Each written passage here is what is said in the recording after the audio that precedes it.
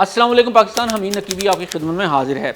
नाजरीन, एक तरफ ईरान और अमेरिका के दरमियान जंग जारी है, दूसरी तरफ ईरान के इत्तेहादी यमन के हौसी अचानक सऊदी अरब के ख़िलाफ़ बहरी नाकाबंदी का ऐलान कर देते हैं। लेकिन सवाल ये है कि हौसी आखिर हैं कौन? इनके पास ऐसे कौन से हथियार हैं कि दुनिया की ताकतवर बहरी अफवाज भी इनके हमलों से परेशान हैं? वो यमन के कितने इलाके पर काबिज़ हैं? इनके मिसाइल और ड्रोन कहाँ से आते हैं? और क्या ईरान अमेरिका जंग में सऊदी अरब वाकई एक नए मुहाज में घसीटा जा चुका है? आइए सबसे पहले बात करते हैं कि ये हौसी बागी कौन हैं।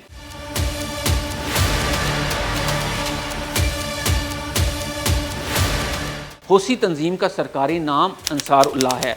ये यमन के शुमाली इलाकों से उभरने वाली एक मजहबी, सियासी और अस्करी तहरीक है। सन 2000 की दहाई में ये यमनी हुकूमत के ख़िलाफ़ मुसल्लह बगावत में दाखिल हुई, लेकिन 2014 में इस तंजीम ने यमन के दारुल हुकूमत सना पर कब्ज़ा कर लिया।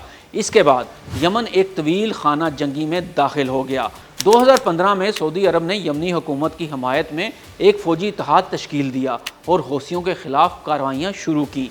ये जंग बरसों जारी रही, लेकिन हौसियों की ताकत को समझने के लिए सिर्फ ये देखना काफ़ी नहीं कि वो यमन के कितने रकबे पर काबिज़ हैं, क्योंकि हौसी पूरे यमन पर काबिज़ नहीं हैं, लेकिन इनके पास यमन का शुमाली और मगरबी हिस्सा मौजूद है, जिसमें दारुल हुकूमत सना, बहरा अहमर के कई अहम साहिली इलाके और हदीदा जैसी अहम बंदरगाह शामिल है।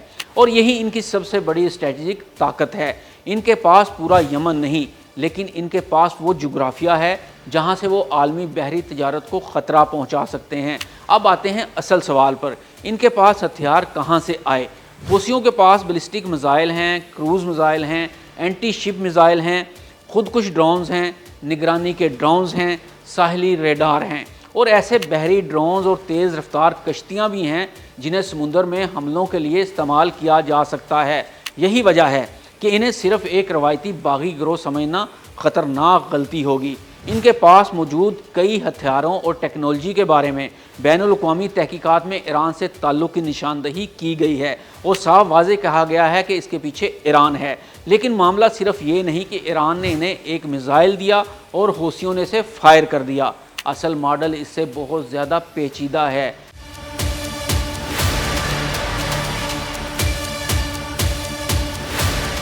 हौसी बागी कुछ हथियार या पुर्जे बैरून मुल्क से मंगवाते हैं, कुछ टेक्नोलॉजीज़ और डिज़ाइन बैरूनी मदद से हासिल करते हैं और फिर इनमें से कुछ निज़ाम यमन के अंदर मुकामी तौर पर तैयार या मॉडिफाई किए जाते हैं। इसके अलावा हौसियों ने यमनी फ़ौज के पुराने ज़खायर पर भी कब्ज़ा कर रखा है, यानी इनकी अस्करी ताकत दरअसल कई चीज़ों का मजमुआ है। पुराने यमनी हथियार, ईरानी टेक्नोलॉजी, बैरूनी पुर्जे, मुकामी असम्बली और जंग के बरसों में हासिल किया गया तजर्बा, ये सब इसकी ताकत है।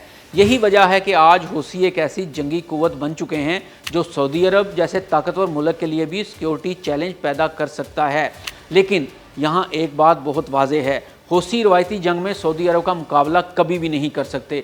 सऊदी अरब के पास जदीद जंगी तैयारे, जदीद रेडार, फ़िज़ाई दिफा और बहुत ज़्यादा माली वसाइल हैं। जब हौसी सऊदी अरब के ख़िलाफ़ बहरी नाकाबंदी की बात करते हैं तो इसका मतलब ये नहीं कि इनके पास इतने जंगी जहाज़ मौजूद हैं कि वो सऊदी अरब के गिर्द समुंदर में जहाज़ों की कतार लगाकर रास्ता बंद कर देंगे। नहीं, बल्कि हौसियों की असल ताकत इनकी बहरिया नहीं, बल्कि जुग्राफिया और गैर रवायती जंगी हिकमत अमली है। यमन का साहिल बहरा अहमर के साथ फैला हुआ है और इसी इलाके के करीब दुनिया का एक इंतहाई अहम समुद्री रास्ता मौजूद है और उस रास्ते का नाम है बाबुल मंदब। ये वो तंग बहरी गुजरगाह है जो बहरा अहमर को खलीज अदन और बहरे हिंद से मिलाती है। दुनिया के तिजारती जहाज़, तेल बरदार टैंकर और कंटेनर शिप इसी रास्ते से गुजरते हैं।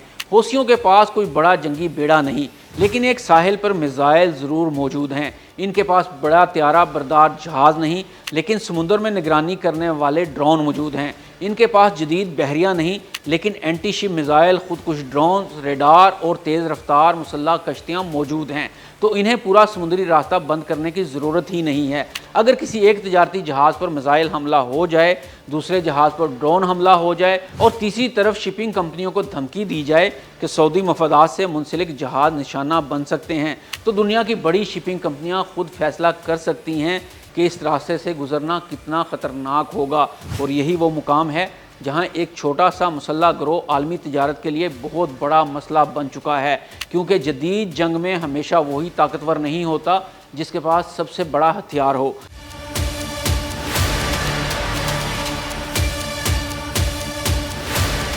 اگر سوال یہ ہے کہ کیا حوثی سعودی عرب کو روایتی فوجی جنگ میں شکست دے سکتے ہیں تو جواب واضح طور پر ہے نہیں۔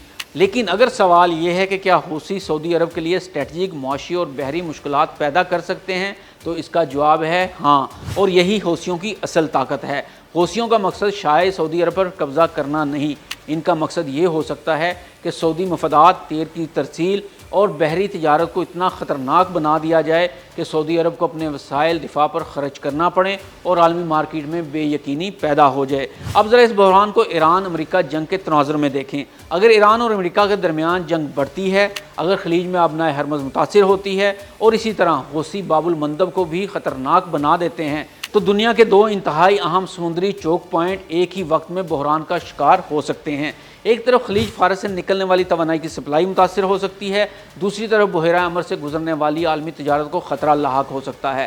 اس صورتحال میں صرف سعودی عرب یا یمن متاثر نہیں ہوں گے، تیل کی قیمتیں بڑھ سکتی ہیں، شپنگ کے اخراجات بڑھ سکتے ہیں، انشورنس مہنگی ہو سکتی ہے، سامان کی ترسیل میں تاخیر ہو سکتی ہے اور دنیا کے کئی ممالک میں مہنگائی کا دباؤ بڑھ سکتا ہے۔ اس لیے حوثیوں کا یہ اعلان صرف یمن اور سعودی عرب کے درمیان ایک نیا تنازع نہیں سمجھا جا سکتا، یہ دراصل ایک بڑے سوال کی گھنٹی ہے کہ کیا ایران امریکہ جنگ اب خلیج فارس سے نکل کر بحیرہ احمر تک پھیل رہی ہے، اور اگر ایسا ہوا تو کیا سعودی عرب صرف ایک فریق کا اتحادی رہے گا یا پھر وہ خود بھی جنگ کا براہ راست میدان بن جائے گا؟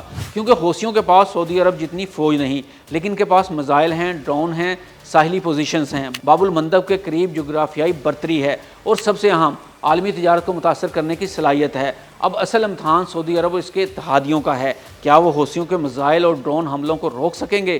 جی ہاں، سعودی عرب حوثیوں کا مقابلہ ضرور کر سکے گا، کیونکہ سعودیہ کے پاس ایک پروفیشنل آرمی ہے اور اس کے اتحادیوں کے پاس بھی جدید ترین اسلحہ اور بہادر فوج بھی موجود ہے۔ حمید نقیبی کو اجازت دیجیے، اللہ حافظ۔